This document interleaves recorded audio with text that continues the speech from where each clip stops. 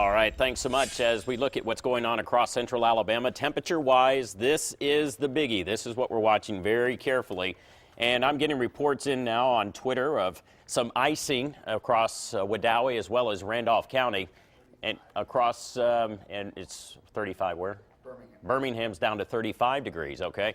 And that was just updated, so certainly a lot going on in East Alabama back into North Georgia. The freezing line has really been hanging tough across western Georgia, but now with the supercooling, that's where that raindrop really quickly will freeze once it hits a surface that is at or below freezing. An incredible process that is happening across Atlanta this morning, and they have absolutely been glazed with all of the ice as well as some of the light snow which has been falling across North Georgia. Why is that important to us? Well, because that's where the cold air is coming from, and as long as they have an ice coating out there and certainly a spot where we've got ice as well as snow, that helps to keep the temperatures colder. The winds out of the northwest, well, they blow in our direction normally from the northwest and west. But this go-around, we are actually looking at winds coming in from the east and the northeast. That means that colder air will start to pour in across northeast Alabama. That could help to produce a few snow showers. And obviously that graphic, they're not showing north and east Alabama getting anywhere from 4 to 6 inches of snow possibly later tonight. But that transition, that is the key. Here is the cold air that will continue to funnel in. You'll feel the breeze outside if you're outside for any extended period of time. No problems with icing around Birmingham, back into Tuscaloosa, southward to Clanton.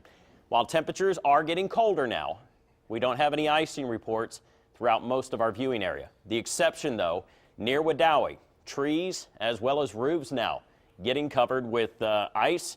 And that coming in from the National Weather Service as well as Scott McClellan, our storm spotter for CBS 42, our only storm spotter out there, but he is the best. That's a guy that can get us good information as quickly as possible. And you'll see a heavier downpour, maybe a little sleet mixed in now north and west of Ranburne, and a few flurries for those of you in Anniston as well as Oxford. This storm system is still in the Gulf of Mexico, quickly moving towards the north and east. Everything wraps in a counterclockwise motion. That's why the winds blow this way from northeast to southwest. That's why that colder air will pour in. There will be enough moisture to work with to get snow showers going. Now, you see the radar returns there, and we've got a few dry slots. It's not near as heavy as far as rainfall goes across Alabama back into Mississippi.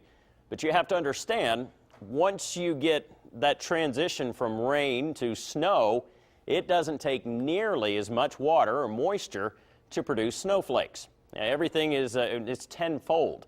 So if we get 1/10 of an inch of rainfall, that actually becomes 1 inch of rain, or actually snowfall. So that's the transition, or at least the measurement. So you don't really need a whole lot to get a 1/2 inch to 1 inch of snowfall across our area. But this is the forecast model data through this morning. It keeps going back and forth, so it's a very fluid forecast. Decent shot of a little bit of rain back in here. Ted, you got something? What do you have? We have a viewer up in Gadsden, a very loyal viewer. Philip Swindle just got a report. He has a temperature gauge, which we're not able to get up in Gadsden. He's got 32 degrees, Mark, so things are about to get ugly there. Thank you, Philip, for that report via Facebook. I appreciate that, Mark.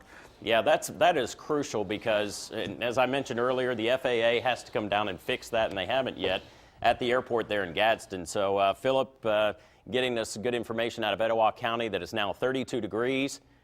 That's a problem. That's where we start to see the icing begin. It'll be one of those situations where that gradually moves from east to west, and then by 2:45, well, we'll start seeing it move into Blount as well as St. Clair counties.